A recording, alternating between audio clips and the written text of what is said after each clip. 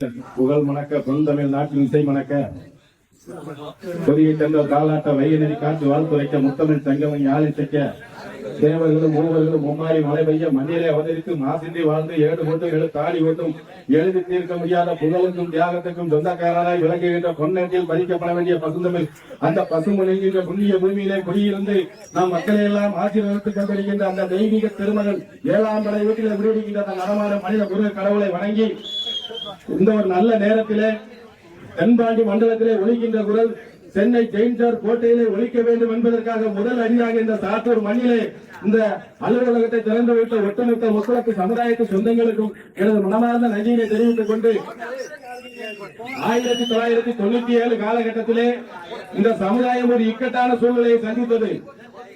அந்த நேரத்திலே தென்பாண்டி மண்டலத்திலிருந்து ஒரு புயல் உருவானது. அதுதான் அண்ணன் சண்முகையா பாண்டியன் என்ற ஒரு சிங்க குரல். அதற்கு அடுத்தபடியாக சந்தர்ப்பத்திற்காகத்தான் பல தலைவர்கள் வந்திருக்கிறார்கள். இந்த சாதியை காப்பாற்றுவதற்காக ஒருவரும் வந்ததில்லை. ஆனால் இன்று இந்த மண்ணிலே தூத்துக்குடியிலே பிரச்சனை என்றாலும் சரி, சென்னையிலே பிரச்சனை என்றாலும் சரி, பாண்டியர்களுக்கு பிரச்சனை என்றாலும் சரி, ஒட்டுமொத்த தமிழக மக்களுக்கு பிரச்சனை என்றாலும் சரி, அதை தட்டி கேட்கின்ற தைரியம் உள்ள துணிவான ஒரு ஆண் மகனாக இந்த முக்குளத்து சமுதாயத்தில் உருவாகி இருக்கிற அண்ணன் இசைக்கு ராஜா தேவராயன் பின்னால் இந்த சமுதாயம் எங்கெங்கும் உறுதியோடு நிற்கும்.